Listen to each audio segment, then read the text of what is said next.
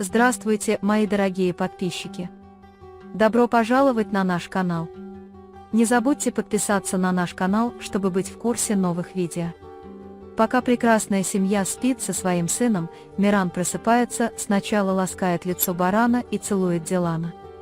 Проснуться среди них ему очень приятно, и он молча встает из их среды, оборачивается, смотрит на них и улыбается.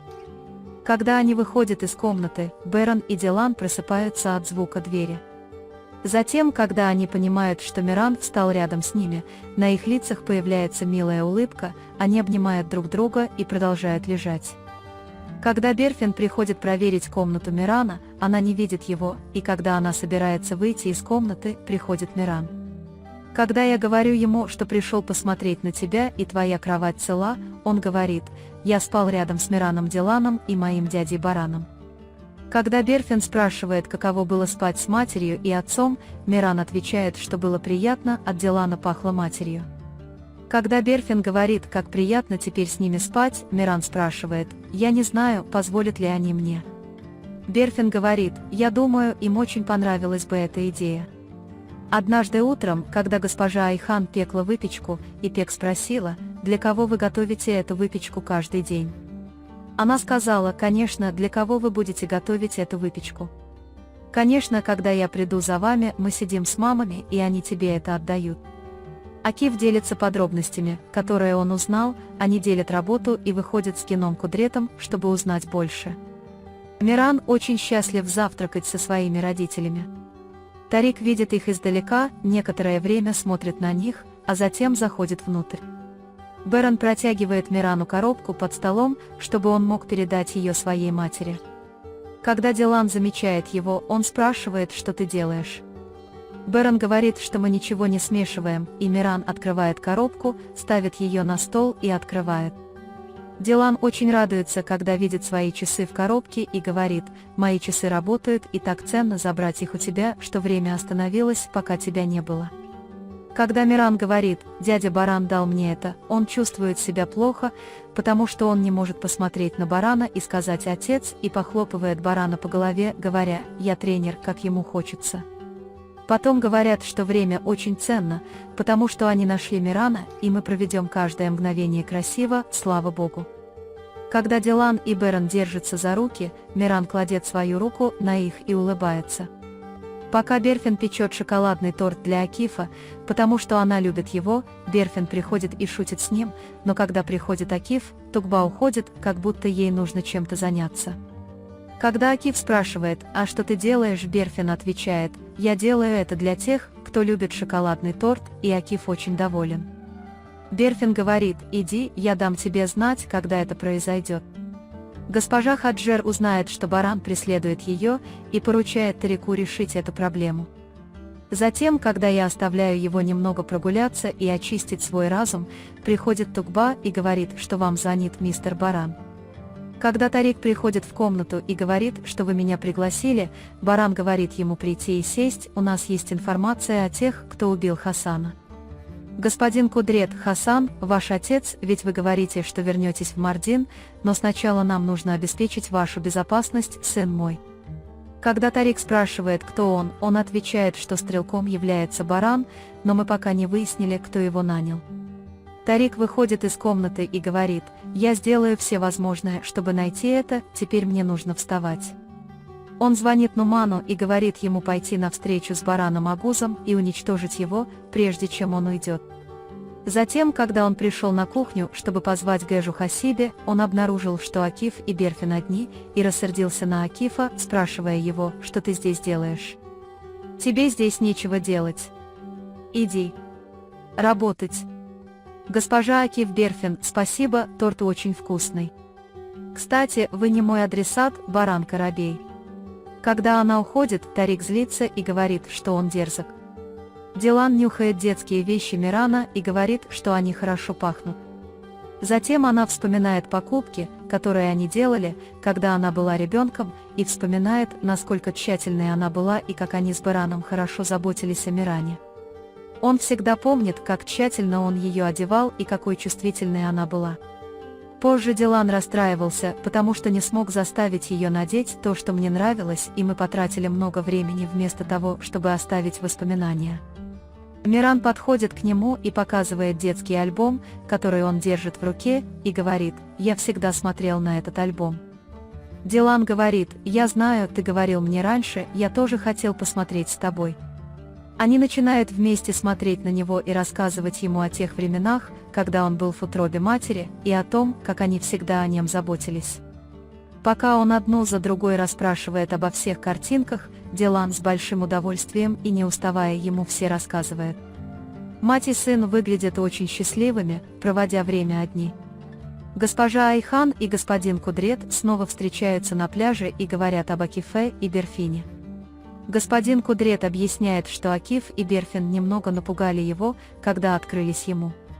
Когда госпожа Айхан говорит: «Вы выдаете девушку», тогда господин Кудрет: «Мы любим Акиф, но в конце концов мы на стороне девушки, посмотрим». Когда госпожа Айхан говорит: «Вы правы, 1000 человек может забрать девушку, но 1 человек может ее забрать», говорит господин Кудрет. 1000 людей хотят этого, но ни один Акиф не захочет. Госпожа Айхан достает его и предлагает ей, говоря, что на этот раз она испекла печенье, а господин Кудрет говорит, что оно очень вкусное, и шутит, что мне бы оно всегда нравилось.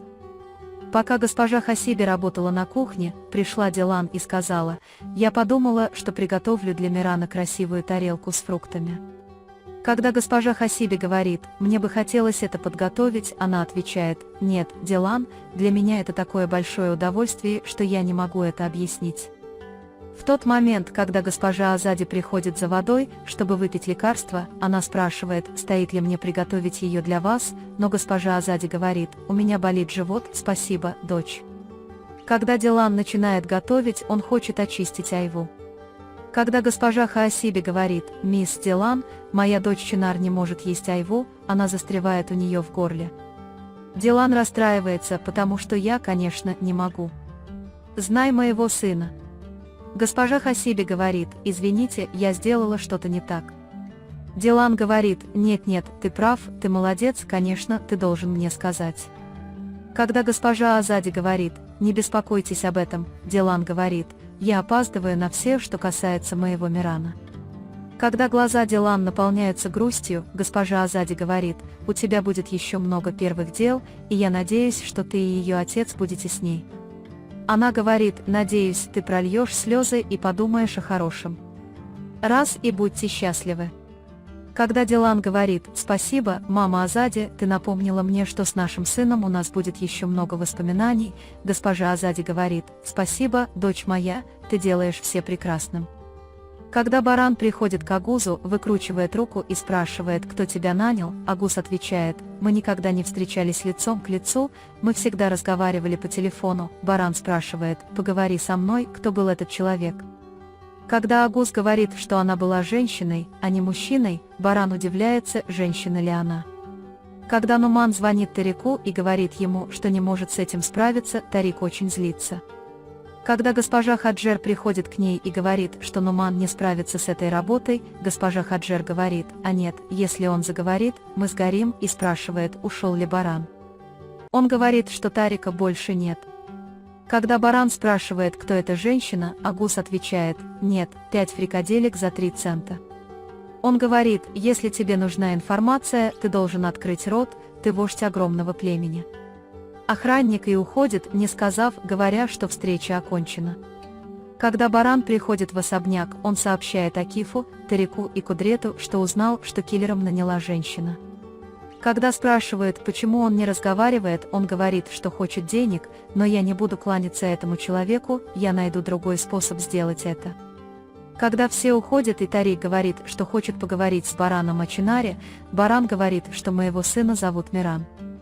Он говорит барану: «Я подумал, что Мирану будет лучше остаться еще немного, я решил остаться».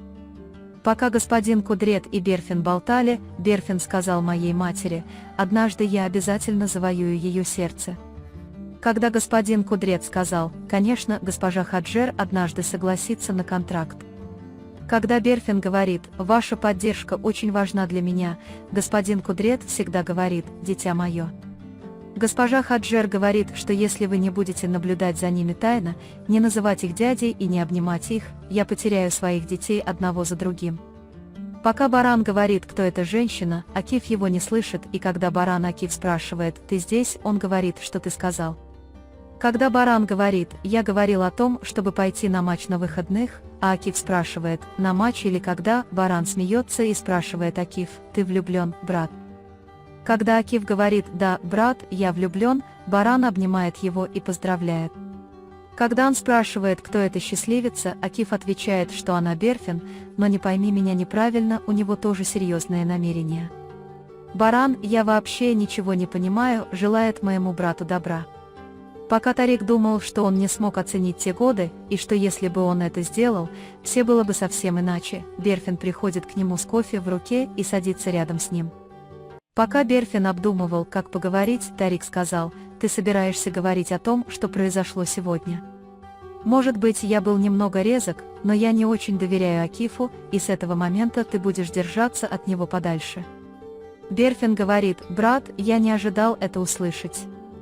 Тарик встает и уходит, говоря, что если я снова увижу тебя рядом с этим человеком, тебе придется услышать более резкие вещи.